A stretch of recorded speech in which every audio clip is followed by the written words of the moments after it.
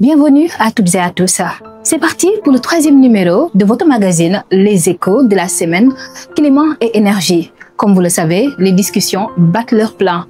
Le ministère de l'Environnement et de la Transition écologique a profité de cette tribune pour procéder ce mercredi au lancement de l'initiative Live Art au Sénégal. Cette initiative vise à assurer l'adaptation à long terme au niveau des communautés. Écoutons à ce propos Madame Macleine Diouf-Sarr, directrice du changement climatique. C'est une forme de réponse face à de réponse de justice climatique, en tout cas de la communauté internationale, face à ces communautés fortement exposées. Nous savons que ce sont des communes ou des communautés avec leur écosystème qui n'ont aucune responsabilité sur la question du changement climatique. Ils sont en train de le subir et il est de la responsabilité de la communauté internationale de les accompagner à construire leur résilience. C'est ça l'objectif de l'initiative Live Art, veiller à ce que 70% des ressources venant de ce projet aillent dans l'investissement dans ces communautés. En matière de protection sociale, l'État du Sénégal a fait beaucoup d'efforts en faveur des populations. Mais ces initiatives concernent uniquement le volet socio-économique. Quand il s'agit de vulnérabilité climatique, le chantier reste énorme. C'est du moins l'avis du professeur Boubacar Fall, vice-président du Comité national sur le changement climatique. Il a aussi décliné les perspectives en vue de la COP30 prévue à Belém, au Brésil. Aujourd'hui, on ne peut pas parler de vulnérabilité socio-économique en isolant la vulnérabilité liée au climat. D'où l'intérêt maintenant de voir un peu comment cette interrelation-là pourrait être, disons, mieux scrutée pour pouvoir soulager les populations, les permettre de mieux préparer ces impacts. Parce que je l'ai dit tout à l'heure, la personne vulnérable présente de faibles capacités de riposte. Cette personne est prédisposée à subir rapidement des pertes. Donc, en mettant en place une politique de protection sociale, vous parvenez à renforcer les capacités de cette personne-là et vous réduisez en même temps, disons, la possibilité qu'elle soit négativement impactée.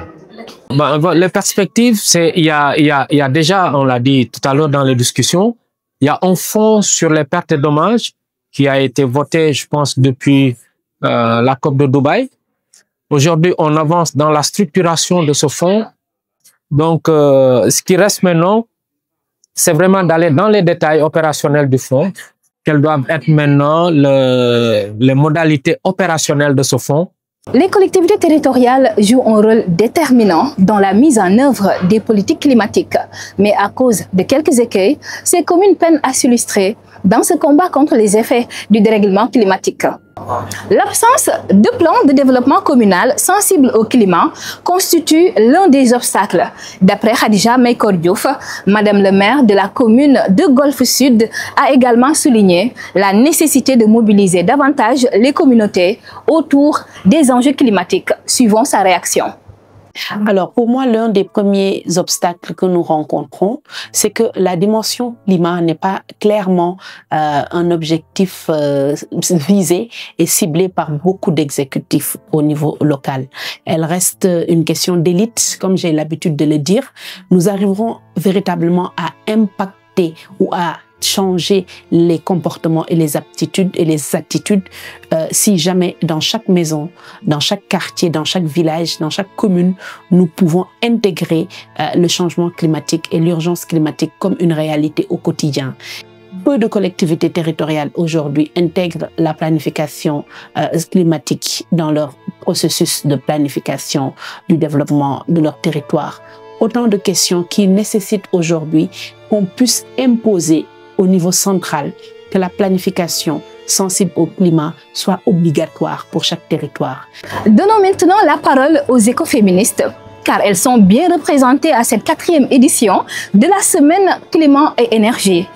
Leur cri de cœur reste le même. Elles plaident pour une meilleure prise en charge de leurs préoccupations lors des COP.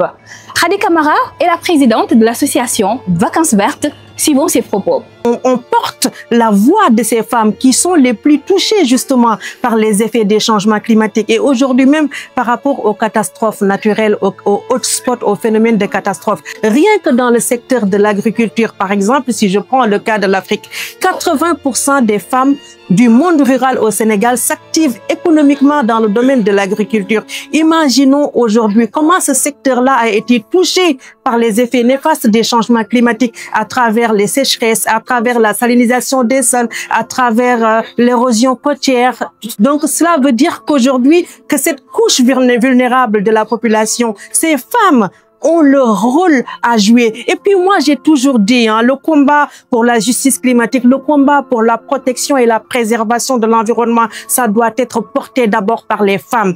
C'est tout pour aujourd'hui. Rendez-vous demain pour un nouveau numéro de votre MAC, les échos de la semaine climat et énergie.